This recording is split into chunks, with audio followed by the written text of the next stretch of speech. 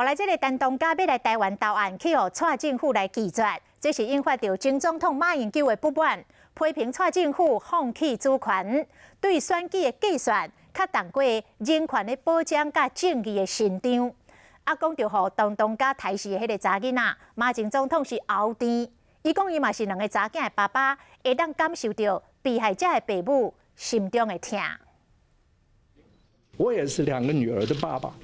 想到他爸爸妈妈心中的痛，我真的是非常难过。就是讲到和香港查甫人陈东家伫台湾杀害这个姓潘的查某囡仔，前总统马英九流目屎。陈东家伫香港服刑23月出甲讲自愿来台湾投案，法务部甲立委会强调讲，应该由香港政府优先审理。可以先就个案同意嫌犯来台受审，以建立台港司法互助实务的范例，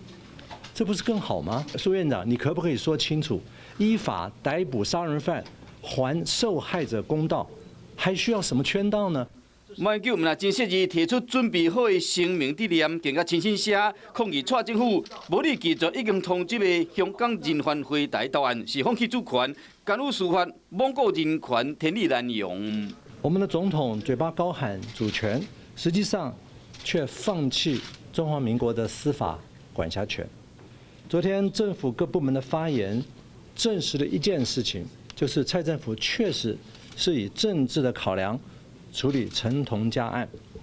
证明了蔡政府重视选举算计，更重于人权保障与司法正义。马英九生气，检方早就对陈东家发布通缉，听讲移民署已经注记陈东家不得入境。这就是行政干预司法最清楚的做法。移民署陆委会如果不给他进来，我们就去告发。